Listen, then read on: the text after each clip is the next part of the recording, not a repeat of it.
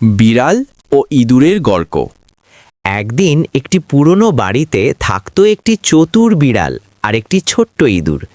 বিড়ালটি ছিল খুব অলস, কিন্তু সুযোগ পেলেই ইঁদুর ধরতে চাইতো। আর ইঁদুরটি ছিল বুদ্ধিমান ও সাহসী। প্রতিদিন ইঁদুরটি খাবার খুঁজতে বের হলে বিড়ালটি লুকিয়ে লুকিয়ে তাকিয়ে থাকত।